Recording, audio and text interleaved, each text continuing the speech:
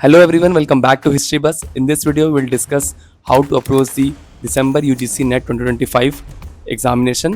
हमने पहले भी आपके साथ में जो सोर्सेज जो बुक लिस्ट रही पेपर 2 हिस्ट्री के लिए शेयर किया है, पेपर 1 की स्ट्रैटेजी शिवांगी ने आप लोगों के बीच शेयर किया है, सारी यूनिट्स की जो कंप्लीट स्ट्रैटेजी होनी चाहिए, कैसे उन्होंने 80+ स्कोर किया। इस वीडियो में हम डिस्कस करेंगे कैसे उन सब स्ट्रैटेजीज़ को अप्लाई करना है और क्या टाइम मैनेजमेंट होना चाहिए, क्या स्केड्यूल आपका होना चाहिए जिससे कि आप इस एग्ज़ाम को पूरी ज़ोरदार जोश के साथ क्लियर करें। So as you know the दिसंबर 2025 का नेट का जो एग्जामिनेशन का नोटिफिकेशन है वो अभी जारी हो गया और आपके पास मुझे लगता है लगभग 2.5 महीने हैं या फिर 30 और 60+15 मतलब 75 डेज आपके पास हैं। आप प्रोबेबली अंदाज़ा लगा सकते हैं कि दिसंबर के एंड में जनवरी के स्टार्टिंग में एग्जाम्स कंडक्ट करा जा सकते हैं। तो notification is out, the online application forms are out. Definitely आप उनका ऑफिशियल वेबसाइट में जाके नोटिस चेक कर सकते हैं और अपना जो फॉर्म है उसको भर सकते हैं। अब आते हैं वीडियो की दूसरी कड़ी में, दैट इज़ क्या आपका टॉपर्स अप्रोच और टॉपर्स स्ट्रैटेजी होनी चाहिए। ये जो टॉपर स्ट्रैटेजी मैं आपको बताने वाला हूँ ये हमारे फेलो मेट से और हम स्वयं ने जो डिस्कस किया साथ में, उसको लेकर जो हमें लगा सबसे बेस्ट आप लोगों के बीच में उस टॉपिक वाइज या फिर उस स्ट्रैटेजी को साझा करना चाहिए, तो वो मैं आप लोगों के बीच करूँगा। तो बेस्ड ऑन दी आपके पास जो टाइम अवेलेबिलिटी है अभी, तो आप लोगों को कम से कम 4 से 6 घंटा रोज़ के इस एग्ज़ाम के लिए डेडिकेट करने पड़ेंगे। As you know the competition is very tough. Competition इसलिए भी टफ है क्योंकि बहुत सारे ऐसे असिस्टेंट प्रोफेसर की वैकेंसीज़ हैं जो कि अभी राज्य सरकार द्वारा अनाउंस की जा रही है। इस कारण अभी भर्ती प्रक्रिया होने वाली है। उसी कारण और भी लोग हैं अभी इस तरफ नेट को एक as an alternative career path देख रहे हैं। सबसे पहला है, जितने भी आपने अभी तक जितनी पढ़ाई की है यूजी से लेके पीजी से लेके, जितना भी आपने नोट्स बना होगा, प्रीवियस अटेम्प्ट्स आपने दिया होगा या आप फ्रेशर्स होंगे, तो थोड़ा बहुत आपको आपके रिस्पेक्टिव सब्जेक्ट्स में आइडिया होगा कि अच्छा ये टॉपिक्स हैं, ये सब टॉपिक्स हैं। तो अपने को आजमाने के लिए सबसे पहले कोई भी एक फ्री मॉक टेस्ट या टेस्ट सीरीज वेबसाइट में ऑनलाइन अवेलेबल है, तो आप उसमें एनरोल कीजिए और उस मॉक टेस्ट को दें।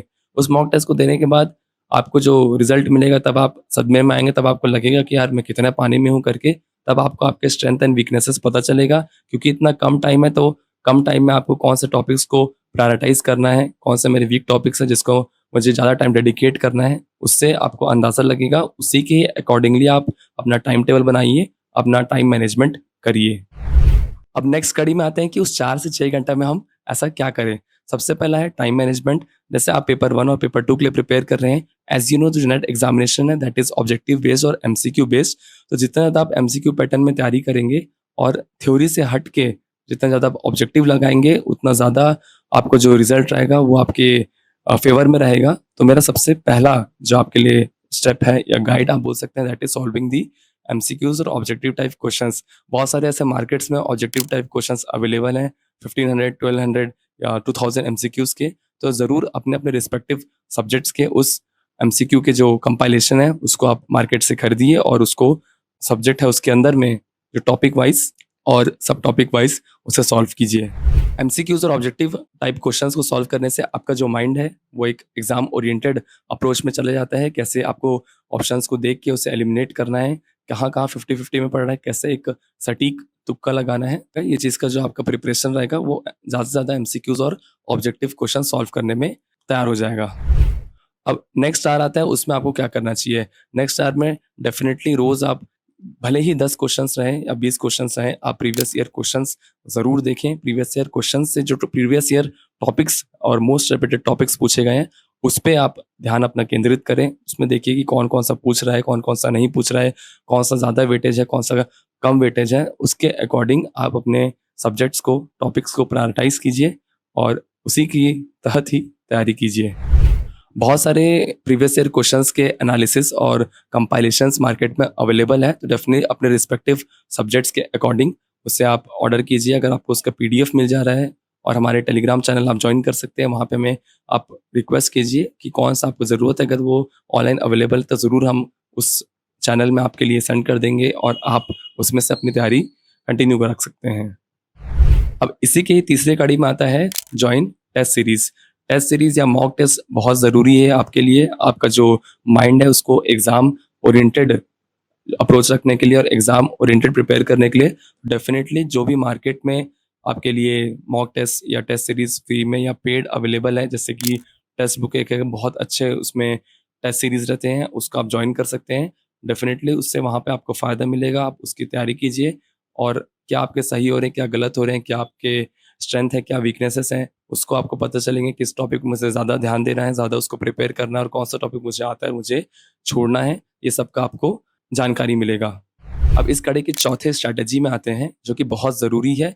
जब भी आप कोई भी एक एमसीक्यूज़ या ऑब्जेक्टिव टाइप क्वेश्चंस या प्रीवियस ईयर क्वेश्चंस या टेस्ट सीरीज़ मॉक टेस्ट लगाएँगे, उसके बाद आप देखिएगा कि कौन-कौन से आपके, ऐसे नहीं है कि सारे सवाल सही होंगे, कुछ सवाल ऐसे होंगे जो कि आप बार-बार भूल जा रहे होंगे, जिसको आपको रेगुलरली रिवाइज़ करने की ज़रूरत है, या गलत या फिर जो रॉन्ग आंसर्स हैं, उसके लिए आप एक मिस्टेक बुक बनाइए। मिस्टेक बुक में जो-जो टॉपिक के अंदर, सब टॉपिक्स के अंदर जो-जो आपके गलत हो रहे हैं क्वेश्चंस, उनको वहाँ उसके आंसर्स के साथ नोट डाउन कीजिए, एक्सप्लेनेशन के साथ नोट डाउन कीजिए और हर दिन उसे रेगुलरली आप सुबह उठ के एक बार ज़रूर देखिए, एक बार इसको रिवाइज़ कीजिए, जितने भी आपने ये, तो आप धीरे-धीरे देखेंगे कि स्टार्टिंग में आपके इतने सारे, फिर अलग से एक मिस्टेक बुक का एक अलग कंपाइलेशन बन जाएगा और जिसको आप बार-बार भूल रहे हैं, तो उसका बार-बार रिवाइज़ करिएगा, जिससे वो आपको एंड टाइम में काफ़ी हेल्प आउट करेगा और आपका टाइम भी सेव करेगा।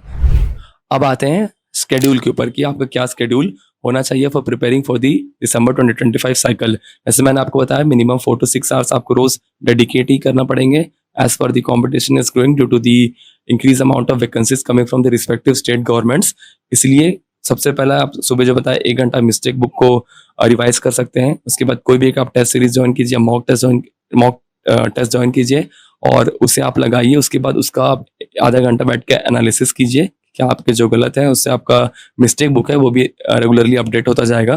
फिर 1 घंटा आप प्रीवियस ईयर क्वेश्चंस हैं उसको आप, भले आपने उसको कितने बार भी किया, लेकिन आप सॉल्व करते जाइए। उसके ऑप्शंस में देखिए कि कैसे एग्जामिनर है उस पेपर को, उस क्वेश्चन को सेट करता है, कैसे ऑप्शंस को सेट करता है, उसके एक्सप्लेनेशंस में आप जाइए।